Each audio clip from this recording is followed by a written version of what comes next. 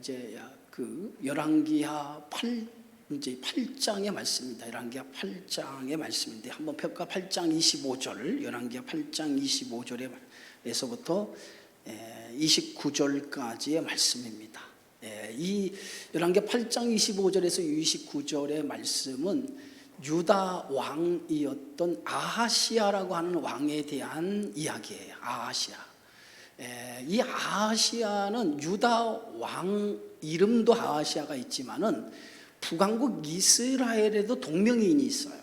아하시아라고 하는 왕 이름도 북왕국에 있어요. 그러나 오늘 본문의 말씀에 등장하는 아하시아라고 하는 왕은 남왕국 유다의 왕 아하시아라고 하는 왕에 대한 이야기입니다. 이스라엘 왕 아합의 아들 요람이 요람가 다시 얘기해서 북왕국 이스라엘 그 아합의 아들 요람이 나라를 다스린 지 12년째 되는 해에 남왕국 유다에는 아하시아라고 하는 왕이 이제 왕으로 등극을 하죠. 자, 그런데 이 아하시아는 여호람의 막내 아들이에요. 그의 아버지가 여호람인데 여호람의 막내 아들입니다. 그런데 여러분 보면 왕의 계승자는 항상 누가 되죠? 장남이 되잖아요. 장남. 그죠? 장남이 왕의 아버지의 대를 이어서 계승자가 되는데 를 아하시아라고 하는 이 왕은 막내 아들이에요. 여러 형제가 있었어요. 근데 그 여러 형제를 대신하여 왕이 된 거예요. 그럼 그 이유가 어디 있을까? 우리가 성경을 보면 그는 여호람의 형제, 자신의 형제들이 그 블레셋과 아라비아 동맹군 간에 동맹군이 유다를 침공한 적이 있습니다. 블레셋과 아라비아 연합군이 유다를 침공한 적이 있었는데 그때 그들이 형들을 그 아하시아 형들을 포로로 잡아가요. 그래서 포로로 잡아가서 모두 그 형들을 다 죽여버립니다. 그래서 결국은 누가 남냐면 오늘 이 아하시아라고 하는 이 막내 아들만 살아남게 되어져요. 그래서 그 아버지 여호람이 죽자마자 결국은 형들이 다 죽었으니까 왕의 계승자가 이 아하시아밖에 남지 않은 거예요. 그래서 아하시아가 그 아버지를 대신하여 이제 왕의 자리에 이제 오르게 되어진 거예요. 자, 성경 말씀에 보니까 역대하 21장에 보면 어떻게 보면 이 블레셋과 아라비아 연합군이 쳐들어왔을 때 모든 아들들을 포로로 잡혀가서 자신의 형들을 다 포로로 잡혀가서 그때 다 죽었다면 어떻게 됐을까요? 다윗의 후손이 끊어지는 거죠. 그죠? 왕 다윗의 후손의 계보가 끊어져 버리는 거예요. 그렇다고 하나님께서 말씀하신 그 말씀이 어떤 말씀입니까? 다윗의 씨를 보존해서 내 왕위를 영원히 있도록 하겠다라고 하나님께서 약속하셨어요. 그러니까 그 하나님의 약속은 변함없이 신실하신 하나님의 약속 아닙니까? 결국은 이 아하시아가 살아남은 것도 뭐냐? 하나님이 다윗에게 약속한 그 언약, 그 약속을 이루시기 위해서 하나님께서 아하시아의 생명을 보존해 주었다라고 생각해 볼 수 있어요. 이후에도 다윗의 씨가 마르는 그런 위기가 한 번 또 오죠. 그런데도 그때도 하나님께서 다윗의 씨를 보존하는 것을 볼 수 있어요. 이처럼 하나님께서는 하나님의 약속하신 그 언약에 대한 신실함을 가지고 있기 때문에 반드시 하나님이 약속하신 그 약속은 반드시 지켜 주신다라고 하는 거예요. 그래서 오늘 아하시아의 생명을 보존해서 유다의 아버지를 이어서 왕이 될 수 있도록 하나님이 만들어 주신 것을 볼 수 있어요. 자, 그런데 이 아하시아가 왕이 될 때 나이가 몇 세입니까? 오늘 성경 말씀을 보면 이렇게 기록하고 있어요. 자, 25절에서 26절 두 절을 함께 읽습니다. 시작. 이스라엘 왕 아합의 아들 요람 제 12년에 유다 왕 여호람의 아들 아하시아가 왕이 되니 아하시아가 왕이 될 때가 나이가 22세라. 예루살렘에서 1년을 통치하니라. 그의 어머니의 이름은 아달랴라. 이스라엘 왕 오므리의 손녀이더라. 아하시아가 왕이 될 때 나이가 몇 세라고요? 22세. 22세 22살에 이 아하시아가 유다의 왕이 됩니다. 근데 유다의 왕이 된 이 아하시아는 통치 기간이 굉장히 길지 못해요. 통치 기간이 불과 몇 년?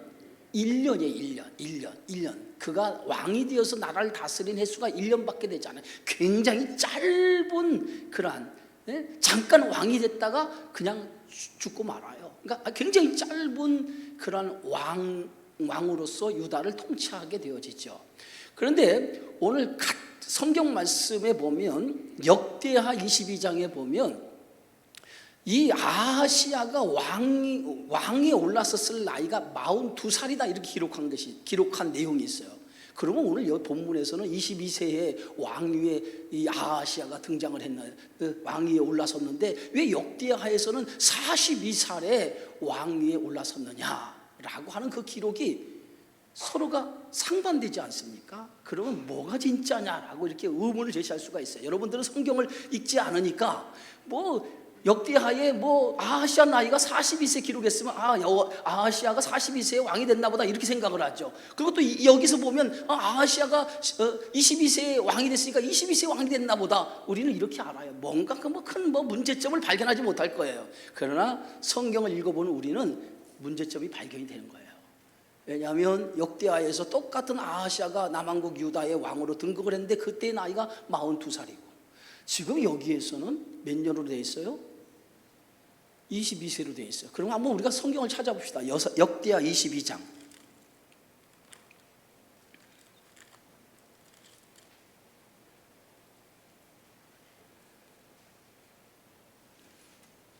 자,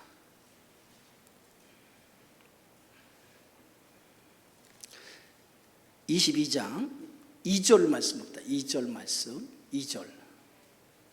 역대하 22장 684쪽 제가 가지고 있는 성경이에요. 684쪽. 성경을 잘 찾지 않으니까 찾는데 시간이 엄청 걸리죠. 684쪽입니다. 자, 페이지로 보면 빨리 찾아요. 자, 우리가 2절 22장 2절 함께 있습니다. 아하시아가 왕이 될 때 나이가 42세라. 그래 42세라. 예루살렘에서 1년 동안 다스리니라 그랬어요. 똑같은 그런 아하시아 남왕국 유다의 왕으로 등극했던 이 아하시아가 여기서는 왕으로 등극한 나이가 42살이에요. 그러면 어느 것이 맞는 나이인가? 왕으로 등극할 때 정말 그거야 42살에 왕위에 올라섰느냐 아니면 이 22살에 왕위에 올라섰느냐라고 우리가 의문을 제기할 수 있어요. 그런데 실제 이 아하시아가 왕위에 올라섰을 때 나이는 22살입니다. 42살이라고 하는 이것은 오기예요. 오기. 잘못된 내용의 표기입니다. 그래서 성경학자들은 어떻게 생각을 하냐면 성경학자들은 오늘 이 42라고 하는 숫자를 어떻게 계산을 했냐면 오므리 왕조가 통치하는 기간이 42년이다라고 이렇게 기록하고 있어요. 이렇게 해석하고 있어요. 오므리 왕조가 통치하는 기간, 그 기간이 42년. 아하시아의 아버지 그 여호람이 40세에 죽어요. 이 아하시아 아버지가 여호람인데 여호람 왕이 40살에 죽습니다. 그런데 아하시아가 1년을 통치하다가 죽었는데 그의 나이가 42세라고 하는 말은 어떻게 돼요? 잘못된 거죠. 그러니까 결국은 이 42라고 하는 이 숫자를 잘못된 오기로 생각하고 이것은 오므리 왕조가 오므리 왕조가 통치하는 그 기간을 기록한 것이다라고 얘기해요. 그럼 오므리 왕조는 어떤 왕조입니까? 북왕국 이스라엘의 왕조예요. 자, 그러면 오므리 왕조는 북왕국 이스라엘의 왕조인데 오므리가 6년을 나라를 다스리고 그리고 그의 아들 아합이 22년을 나라를 다스리는데 22년 동안 나라를 다스리다가 아람과 전쟁에서 화살에 맞아 그의 아버지 아합이 죽지요. 그리고 그의 아들 아하시아는 엘리사의 예언대로 난간에 떨어져서 2년 만에 죽어요. 북왕국 그 아합의 아들 아하시아가 난간에 떠서 2년 만에 죽고, 아하시아는 아들이 없이 죽고 그의 동생 여호람이 왕이 되어 12년을 통치하게 됩니다. 그런데 여기서 남한국 유다의 왕 아하시아인데 왜 오므리 왕조 42년에 그 기록을 이렇게 해놨느냐? 오늘 이 아하시아 왕은 그의 어머니가 누굽니까? 아달랴예요. 아달랴. 그죠? 아달랴. 여호람의 부인이 아달랴인데 이 아달랴가 누구라고 그랬어요? 지난주에 제가 소개하기를, 이 아달랴는 아합의 누구예요? 아합의 아내예요? 뭐예요? 아합의 딸이에요. 네? 아합의 딸, 오므리의 그 손주예요. 손녀딸이에요. 그러니까 결국은 이 북왕국 이스라엘 나라의 아합의 아내가 이세벨인데, 그 아합과 이세벨의 결혼을 통해서 낳은 딸이 아달랴예요. 아달랴. 그러니까 아방 시대, 북왕국 아방 시대가 누가 활동하던 시대예요? 그 시대의 선지자는 엘리야라고 하는 선지자가 활동하던 시대예요. 그때의 북왕국 이스라엘은 바알과 아세라를 숭배하던 그런 우상 숭배가 만연한 그러한 시대였고, 북왕국 이스라엘을 영적으로 깊은 수렁에 빠뜨린 그러한 왕이 아하방이었어요. 그런데 그 아하방의 딸이 누구냐? 아달랴예요. 그러니까 아달랴는 아버지가 우상 숭배하는 것을 보고 자란 딸이란 말이에요. 그러니까 그의 몸속에도 몸 깊숙이 여호와 하나님에 대한 신앙보다도 바알에 대한 우상 숭배의 신앙이 몸에 쪼들었던 그러한 신앙으로 자랐던 사람이에요. 그런데 그가 남한국 유다 여호람이라고 하는 사람과 어떻게 해요? 정략적으로 결혼을 해요. 그래서 북왕국 아합의 딸인 아달랴가 남한국 유다의 여호람과 정략적으로 결혼을 해서 남한국 유다의 왕비가 되는 거죠. 그래서 이 아달랴가 그 여호람과 결혼을 해서 왕비가 되면서부터 남한국도 북왕국처럼 우상 숭배에 빠지는 원인을 제공하는 사람이 되고 말아요. 그래서 이 아달랴 때문에 남한국도 우상이 만연한 그러한 영적으로 깊은 수렁에 빠뜨리는 원인을 제공한 사람이 바로 아달랴였어요. 그런데 오늘 아하시아는 누구의 아들이라고요? 갑자기 족보가 복잡해지나? 아하시아는 누구의 아들이라고요? 이런 아달랴의 아들이 아하시아예요. 그럼 보세요. 자녀는 누구의 영향을 가장 많이 받을까요? 자녀는 부모의 영향을 가장 많이 받아요. 그죠? 부모의 영향을 가장 많이 자라면서 부모의 영향 속에 자녀가 자라도록 되어져 있어요. 그렇다고 하면 이 아하시아는 어릴 적부터 부모의 영향 속에서 성장해 왔어요. 그런데 그 중에서도 아달랴는 굉장히 여자가 강한 그러한 능력을 가진 여인이었어요.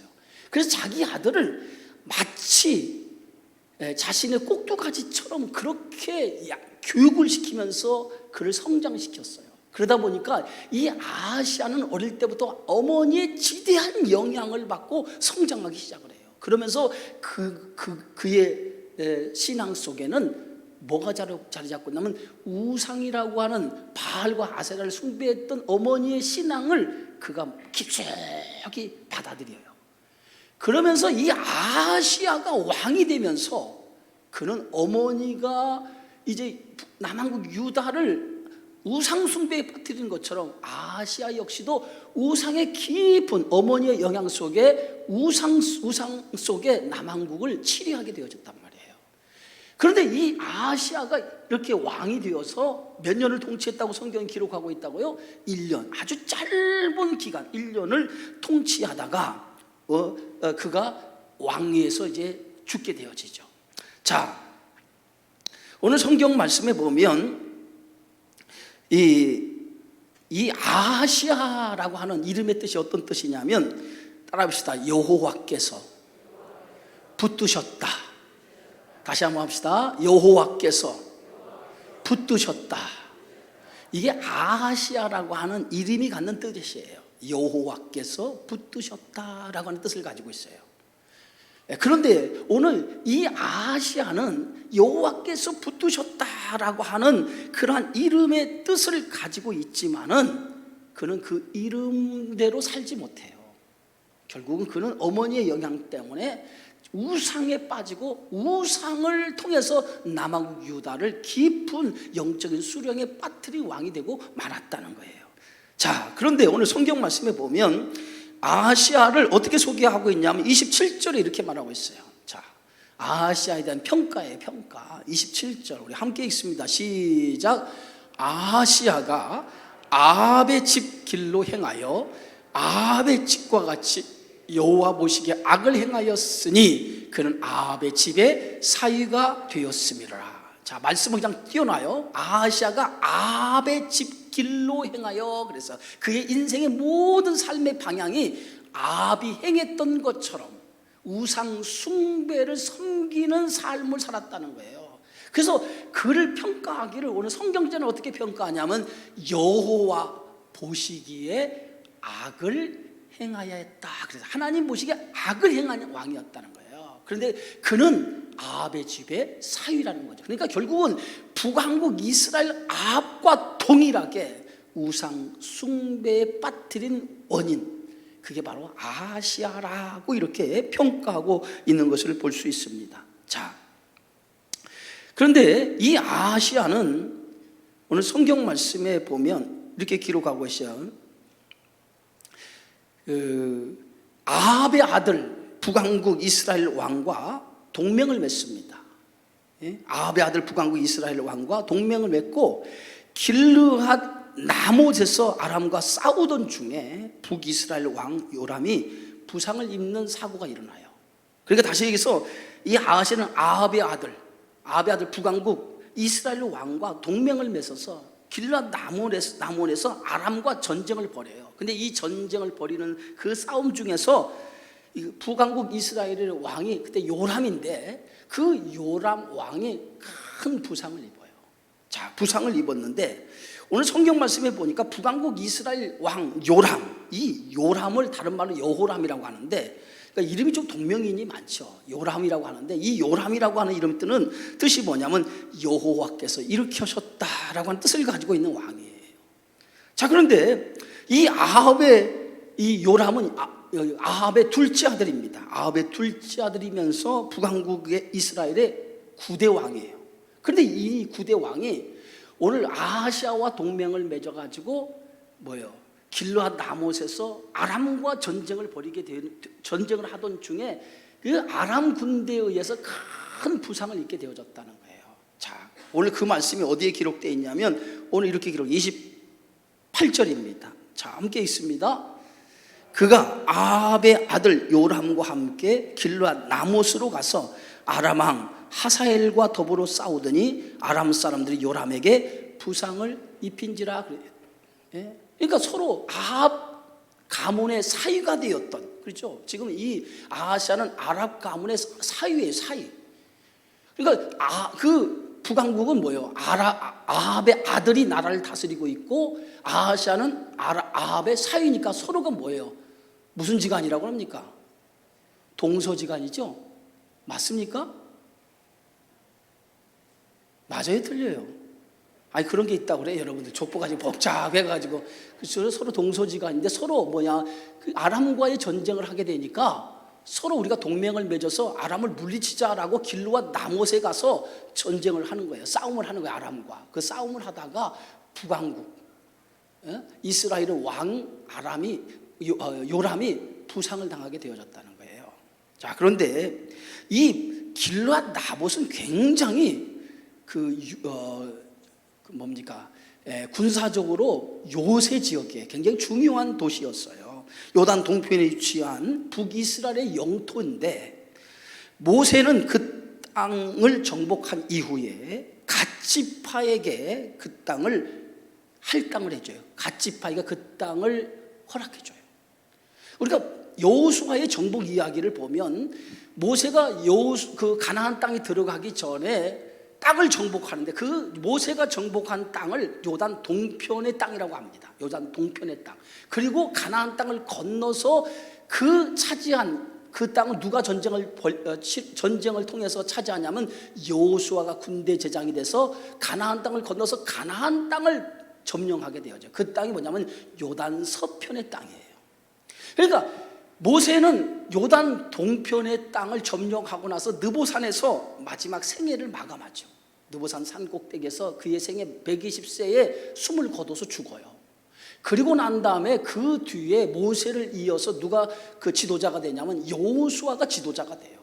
그래서 여호수아가 지도자가 되어서 여호수아가 이스라엘 백성을 이끌고 요단을 건너서 가나안 서편의 땅을 점령하기 시작을 해요. 그래서 가나안 땅을 완전히 점령을 하게 되어죠. 그 점령한 그 땅을 지파들에게 땅을 분배하는 내용이 여호수아에 기록되어 있어요. 그런데 이미 가나안 땅을 건너기 전에 하나님이 약속한 땅은 가나안 서편의 땅이죠. 그런데 이스라엘 백성이 가나안 땅이 들어가기 전에 그 가나안 땅을 가는 과정에서 요단 동편의 땅을 지나가다가 요단 동편에 살고 있는 족속들과 전쟁을 치러서 그 요단 동편의 땅을 차지한 거예요. 그런데 요단 동편의 땅이 얼마나 좋은지, 그 요단 동편의 땅이 마치 요단 들처럼 물이 넉넉하고 에덴 동산과 같이 좋은 땅이었다는 거예요. 그러니까 그 요단 동편의 땅을 모세가 차지하고 나니까 이스라엘 지파들 가운데 우리는 가나안 땅에 들어가지 않겠습니다. 우리는 이 땅을 우리의 기업으로 삼겠습니다라고 모세에게 요청을 한 거예요. 우리는 이 땅을 기업으로 삼을 테니 가나안 서편의 땅을 주지 말고 이 땅을 우리 지파에게 주십시오라고 요청한 지파들이 있어요. 그 중에 하나가 뭐냐면 갓지파예요. 갓지파. 므낫세 반지파. 이런 지파들이 요단 동편의 땅을 달라고 허락하니까 여호수아가 나중에 이렇게 얘기하죠. 너희들에게 이 땅을 주겠다. 주는데 조건이 있다는 거예요. 조건이. 그 조건이 뭐냐면 이제 우리의 목적지는 어디예요? 가나안 땅에 가나안 땅. 그 땅에 살고 있는 일곱 족속을 물리치고 그 땅을 차지해야 되는데 너희가 이 땅이 좋다라고 해서 여기서 머물러 버리면 가나안 땅을 누가 전쟁을 통해서 그 땅을 차지할 수 있냐 이 말이에요. 그러니까 너희에게 이 땅을 너희들의 기업을 주겠다. 그러나 다만 여자와 어린아이, 노약자는 여기에 놔두고 젊은 전쟁에 참여할 만한 젊은이들은 가나안 정복이 맞춰질 때까지 함께 우리와 같이 가나안 정복에 참여해야 된다. 그리고 가나안 정복이 마치면 너희들은 다시 이 땅으로 돌아오도록 해주겠다라고 약속을 해요. 그래서 요단 동편의 땅을 기업으로 받았던 다른 지파들은 그 약속을 믿고 가나안 정복에 함께 나서게 되어지죠. 그리고 가나안 정복을 마쳤을 때에 그 요단 동편을 차지했던 젊은 동편의 땅을 약속받았던 그 지파들의 젊은이들은 다시 자기 지파로 돌아오게 되어져요. 바로 그 땅이 어디냐? 요단 동편의 땅인데 길르앗 나못이라고 하는 땅이 바로 모세가 점령한 요단 동편의 땅이고, 그 땅을 후에 뭡니까? 오늘 성경의 말씀 보면 그 무라리 자손에게 분배된 도피성이 있는 지역이었어요. 그런데 이 성읍은 이스라엘의 남북 분열 이후에 잠시 아람의 지배하에 들어가게 됩니다. 이 땅이 남북 분열 후에 잠시 아람의 지배하에 이 땅이 들어가게 되어져요. 그래서 BC 우리 보면 835년에 아합은 북왕국 이스라엘 왕이었던 아합이 그 땅을 되찾으려고 아람과 전쟁을 해요. 그 되찾으려고 여호사밧과 연합 공격, 남왕국 왕 여호사밧과 연합 공격을 통해서 그 땅을 공격합니다. 길르앗 나못이라고 하는 땅을 공격해서 그 땅을 차지하려고 해요. 그런데 여기서 아합이 그 땅을 차지하지 못하고 도리어 아합이 그 전투에서 적의 화살을 맞고 죽어요. 그게 어디예요? 길르앗 나못이라고 하는 지역이에요. 그런데 이제 그의 아들, 아합의 아들인 누구죠? 아합의 아들, 우리 성경에 등장하는 요람이 아버지가 전쟁을 통해서 차지하지 못한 길르앗 나못, 오래전에 모세로부터 차지한 그 땅을 다시 되찾기 위해서 남왕국 유다의 왕인 아하시아와 동맹을 통해서 그 땅을 다시 차지하기 위해서 또다시 전쟁을 참여하게 되는 거예요. 알람과의 전쟁을 통해서 그 땅을 차지하도록 두 번째 전쟁에 나간 거예요. 근데 두 번째 전쟁에 나가서도 그 땅을 차지하지 못하고 어떻게 됐다고요? 북왕국 이스라엘의 왕 요람이 뭐였어요? 예? 요람이 적의 공격을 받아서 큰 부상을 입고 말았다는 거예요. 이해가 됩니까 지금? 여러분들이 지금 눈만 껌뻑껌뻑해서 이게 알아들었는지, 이게 성경의 역사 이야기인데 이게 여러분이 지금 알아듣고 있는 건지 저는 모르겠어요. 예? 그냥 듣는 건지 알아들은 건지. 예?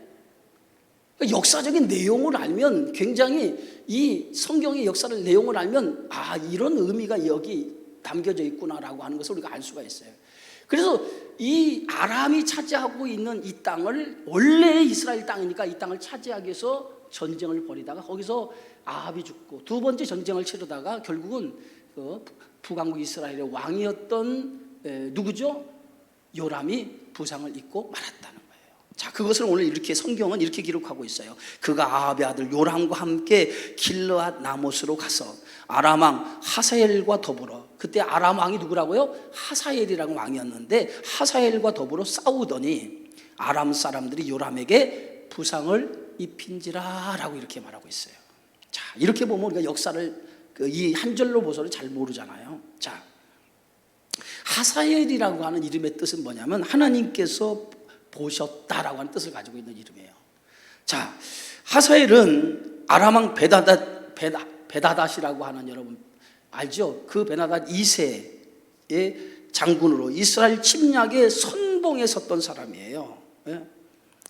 그는 오늘 성경 말씀에 엘리야 선지자가 아람의 왕이 될 것이라고 하는 예언을 듣고 영모를 꾀해서 베나닷 왕을 죽이고 아람 왕이 된 인물입니다. 우리가 지난번 봤죠?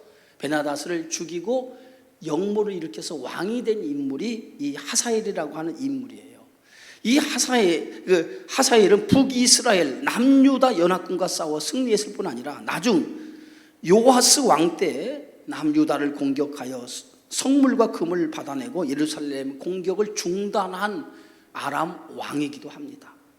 그래서 이 하사엘이라고 하는 왕은요, 굉장히 성격이 악하고 교활한 왕이에요. 왜냐하면 영모를 꾀해서 왕 위에 올랐을 정도로 굉장히 교활하고 악한 왕이 이 하사엘이라고 왕이에요. 자, 그런데 아람과의 전쟁에서 북왕국 요람 왕 부상을 입고 부상을 치료하기 위해서 이스라엘이라고 하는 곳으로 돌아오게 되어지죠. 그것을 오늘 29절에 이렇게 설명하고 있어요. 자, 한번 다 같이 읽어봅시다. 시작. 요람 왕이 아람 왕 하사엘과 싸울 때에 남하에서 아람 사람에게 당한 부상을 치료하려 하여 이스라엘로 돌아왔더라. 유다 왕 요람의 아들 아하시아가 아합의 아들 요람을 보기 위하여 내려갔으니 이는 그에게 병이 생겼음이라. 아마 전쟁 중에 큰 부상을 입은 것 같아요. 그래서 그가 그 북왕국 땅으로 돌아가지 못하고, 북왕국 수도인 사마리아로 돌아가지 못하고, 그 길르앗 나못에서 가장 가까운 지역으로 그가 치료하기 위해서 피신한 것 같아요. 근데 그게 어느 땅이에요? 할렐루야! 그게 이스라엘이라는 땅이에요. 이스라엘이라는 땅으로 가장 가까운 곳으로 피신을 한 거예요. 이스라엘이라고 하는 땅으로 피신을 한 거예요. 이스라엘이라고 하는 이 지역은 이사갈 지파에 속한 도시예요. 이사갈 지파에게 속한 도시인데, 길르앗 나몬에서 이스라엘 북왕국 이스라엘 땅으로 가는 길목에 위치해 있는 성들 가운데 가장 먼저 만나게 되는 도시입니다. 그러니까 길르앗 나몬에서 가장 가까운 도시가 어디냐면 바로 이스라엘이라고 하는 도시였다는 거예요. 그래서 유다 왕 아하시아는 요람을 보기 위해서 그 이스라엘 이 도시까지 찾아간 거예요. 누굴 보기 위해서요? 전쟁 중에 부상을 입은 요람 왕을 만나기 위해서 그곳까지 찾아간 거예요. 그러니까 자기 동서가 함께 전쟁을 치르다가 그 아람 군대에서 크게 부상을 입었는데 이게 유증한단 말이에요. 그러니까 그 요람 왕을 보기 위해서 이 아하시아가 거기까지 찾아간 거예요. 이스라엘까지 찾아간 거예요. 자, 역대하 22장 7절에 이 요람 왕이 이렇게 전쟁 중에 부상을 입게 되어진 이유를 설명하고 있어요. 그가 어떻게 부상을 입었다고요? 예? 부상을 왜 입었다고요? 지금 북왕국 이스라엘의 왕 요람 왕이 왜 부상을 입었다고요? 아람과 전쟁을 치르다가, 여러분들 헷갈려요? 길르앗 라못에서 그 땅을 차지하기 위해서 유다와 연합으로 전쟁을 치르다가 아람 군대에 의해서 부상을 입게 되어진 거예요. 그런데 이 요람 왕이 부상을 입게 되어진 그 원인, 그것을 성경은 이렇게 표현하고 있다는 거예요. 그것을 역대하 22장 7절에서 이렇게 표현하고 있어요. 다시 한번 역대하 22장 7절.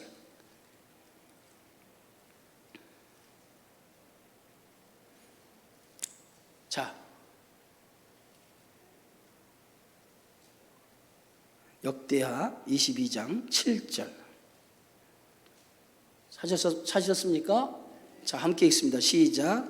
아하시야가 요람에게 감으로 해를 입었으니 이는 하나님께로 말미암은 것이라. 여러분, 평가가 다르죠? 그죠? 여기서 역대하에서 정확하게 역대하 기자는 뭐라고 했냐면, 이 요람이라고 하는 북왕국 이스라엘의 왕 요람이 그 아람에 의해서 부상을 입게 된 것은 단순한 부상이 아니라는 거예요. 거기에는 뭐예요? 하나님께서 뭐 했다고요? 하나님께로 말미암았다라고 하는 것은 뭐예요? 하나님이 심판했다는 거예요. 하나님께서 하신 일이라는 거예요. 이 일은 하나님께서 하신 일이라는 거예요. 하나님께서 하신 일. 굉장한 이 의미가 여기에 기록되어 있어. 하나님께서 하신 일이라는 거예요. 왜 하나님께서 하셨냐? 여러분, 하나님께서 하신 이유가 어디 있냐면, 이 북왕국 그 오므리 왕조의 오므리 그 아들 아합의 아들이 요람이에요. 요람. 그러니까 그 오므리 왕조는 이 북왕국 이스라엘을 철저하게 우상에 빠뜨린 그러한 장본인이거든요. 그래서 하나님 보시기에 아주 악한 왕들이 들어서면서 북왕국은 완전히 하나님 보시기에 악한 나라로 만든 사람의 장본인들이에요. 그러니까 이 요람왕이 아람과의 전쟁에서 부상을 입게 되어진 이 원인은 하나님께서 그 오므리 왕조를 멸망시키기 위한 하나의 계획이었다는 거예요. 여기 안에는 하나님의 뭐가 있어요? 숨은 하나님의 뜻이 이 안에 포함되어 있는 거예요. 숨은 하나님의 뜻이 포함되어 있습니다. 예? 그래서 오므리 가문에 대한 하나님의 심판이다라고 볼 수 있어요. 예? 자, 우리가 오늘 성경의 말씀에 보면 열왕기상 19장에 한번 봅시다. 열왕기상 19장.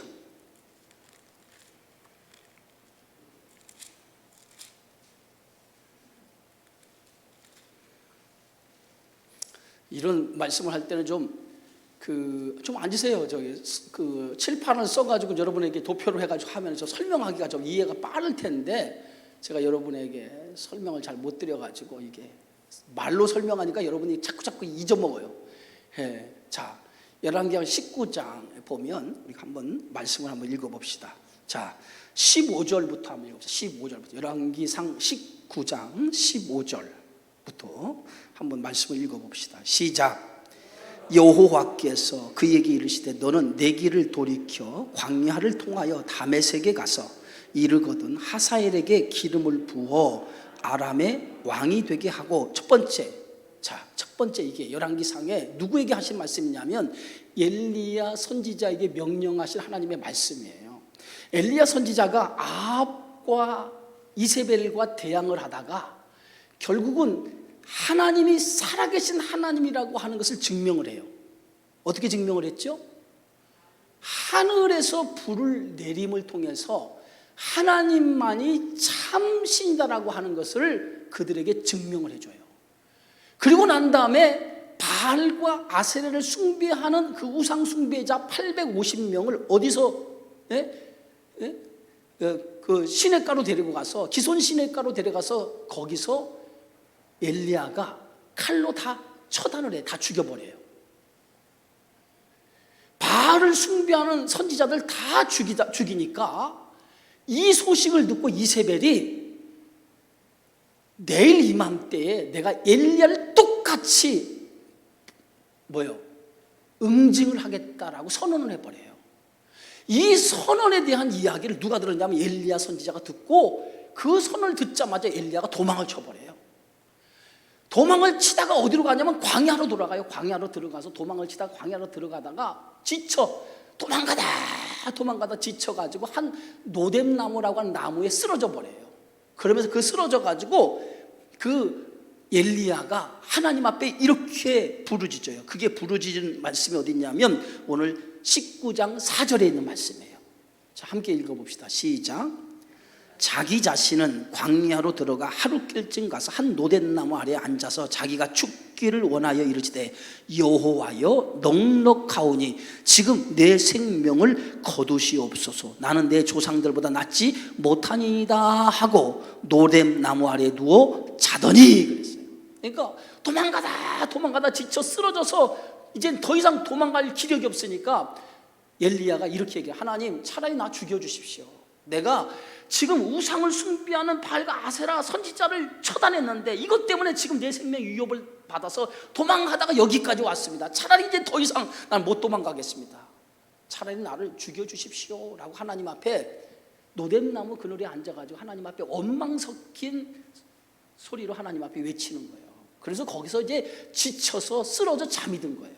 잠이 들었는데 그때 오늘 성경 말씀에 보니까 천사가 나타난 거예요. 천사가 나타나서 이 지쳐 쓰러져 있는 엘리야 선지자를 어루만지면서 엘리야에게 이렇게 말합니다. 일어나 먹으라고 하는 선사가 말을 해요. 그러면서 머리에 그 누워 쓰러져 있는 엘리야 선지자 머리에 숯불에 구운 떡과 한 병의 물을 거기다 놔둔 거예요.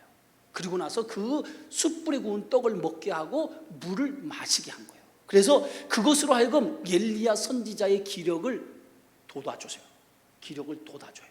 그리고 난 다음에 또 보세요. 실제로 보니까 여호와의 천사가 또다시 와서 어루만지며 이르되 일어나 먹으라. 내가 갈 길을 다 가지 못할까 하노라 하면서 또다시 똑같이 숯불에 구운 떡과 물을 또다시 허락해줘요. 그래서 두 번에 걸쳐서 천사가 나타나서 그에게 어루만지면서 떡과 물을 제공해서 기력이 다한 엘리야 선지자에게 기력을 돋워줘요. 그리고 기력을 돋았던 그 떡과 물을 먹고 기력을 도왔던 엘리야 선지자를 데리고 어디로 가냐면 오늘 성경 말씀에 보니까 엘리야를 데리고 하나님의 산 호렙산으로 데리고 가요. 호렙산이 어디냐면 시내산이에요.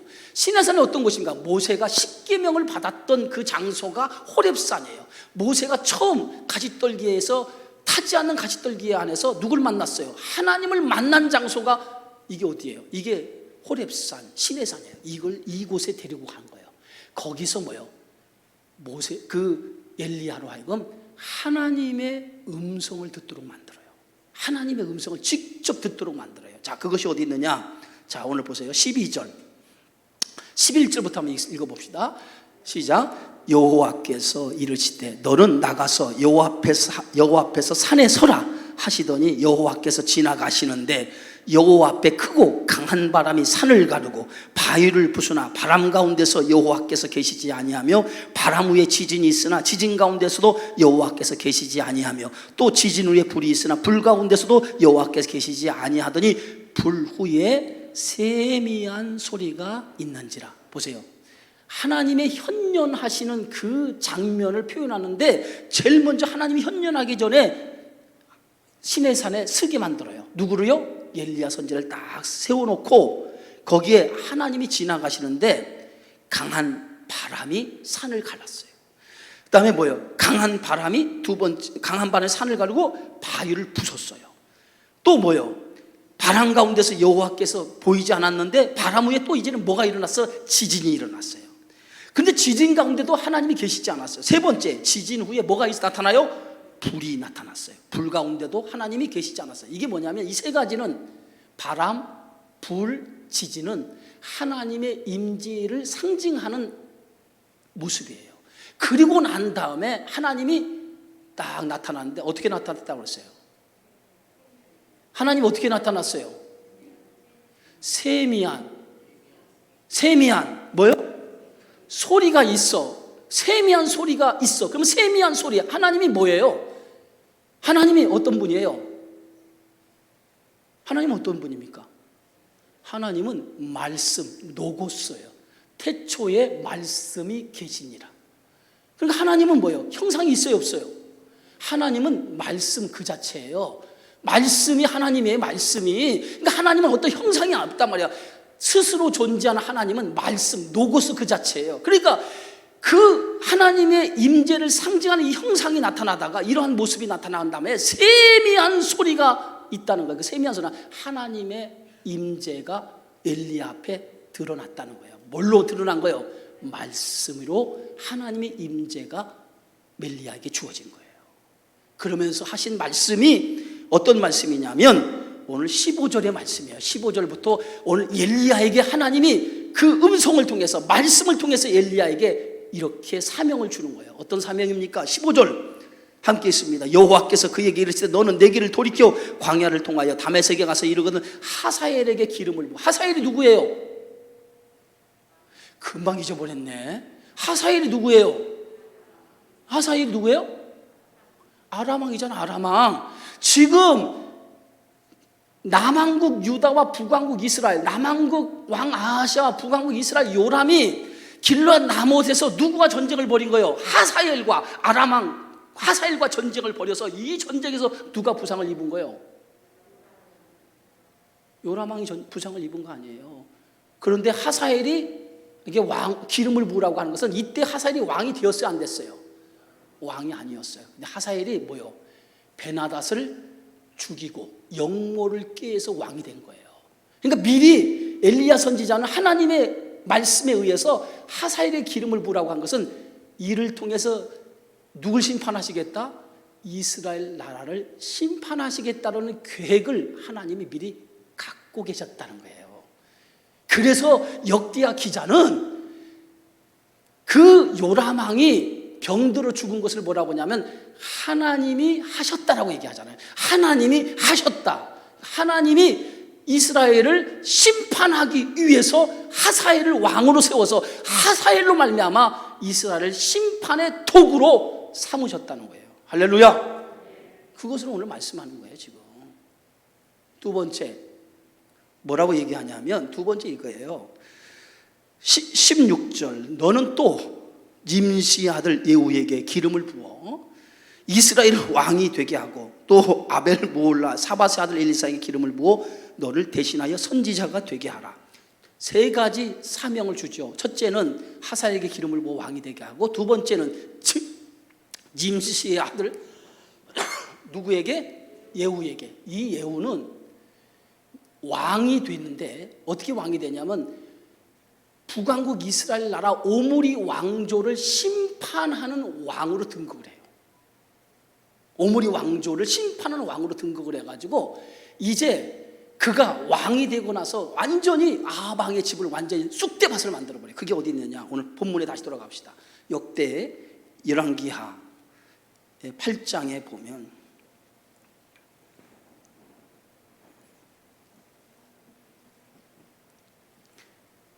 이 다음 주에 하는 말씀인데요.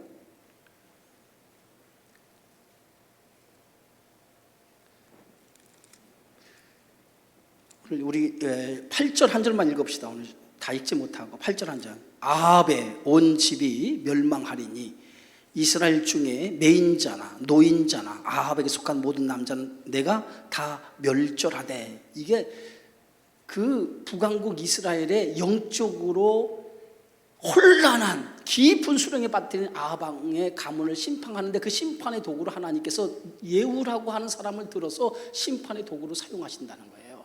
그것을 오늘 미리 하나님께서는 엘리야 선지자에게 nim시의 아들 예후에게 기름을 부으라고 하는 말씀은 이제 그를 통해서 북왕국 아합의 가문을 심판하시겠다라고 하는 심판을 미리 하나님께서 예고하시는 말씀이에요.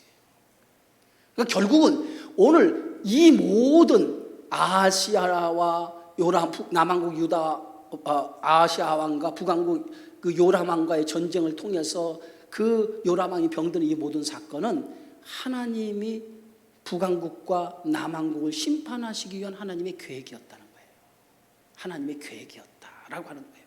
자, 그래서 예후는 아하시와 그 형제들 아들과 모두 죽임으로써 유다 왕국의 후손 가운데에 아합과 관련된 자 남유다 5대 왕이 여호람의 자손들과 하나도 남겨두지 않으려고 했어요. 그것이 이제 역대하 22장에 이렇게 기록되죠. 자, 역대하 22장.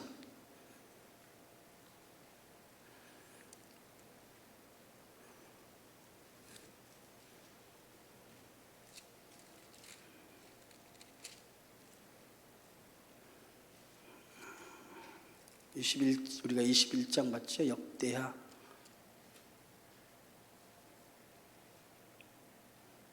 22장 역대하.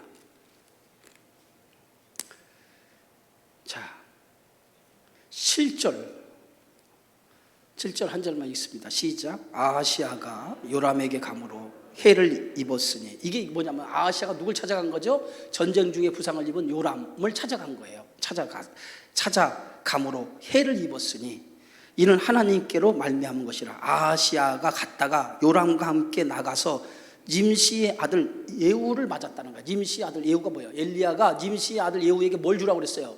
기름 부어 왕을 세우라고 했잖아요. nim시를 만난 거예요. 요람과 함께 나가서 nim시의 아들 예후를 맞았으니 그는 여호와께서 기름을 부으시고 아합의 집을 멸하게 하신 자이더라. 예후로 하여금 아합의 집을 심판하게 하실 때 유다 방백들과 아하시아 형제들의 아들들 곧 아하시아를 섬기는 자들을 만나서 죽였고, 결국은 이 예후가 누굴 죽이냐? 아합 왕의 모든 아들들과 또 누굴 죽였어요? 아하시아의 모든 자식들까지 다 죽여버린 거예요.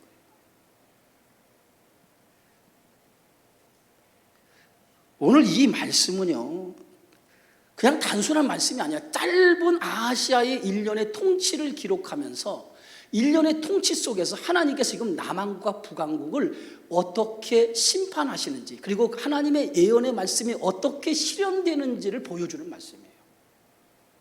결국은 하나님의 말씀은 1.1획도 변함이 없이 반드시 하나님 말씀은 그대로 이루어진다는 거예요. 그러니까 여러분, 우리가 오늘 악을 행했던 이 남왕국과 북왕국, 이 아합의 씨들, 결국은 그 씨를 하나님께서 뭐예요? 심판하시겠다고 하는 그 말씀이 그대로 이루어진 거예요.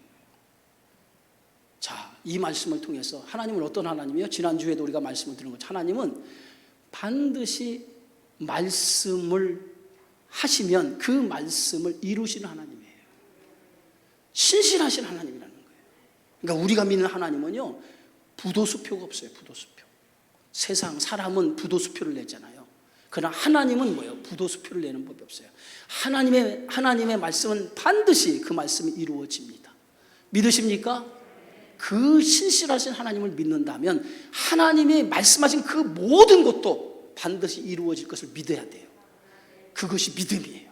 말씀은 반드시 이루어진다. 여러분 믿고, 그 하나님의 신실하심을 믿고 그 하나님에 대한 믿음으로 온전히 세워서 하나님 보시기에 바르게 살아가는 저와 여러분의 삶이 되어지기를 주의 이름으로 축원합니다. 기도하겠습니다. 주의 은혜 고맙습니다.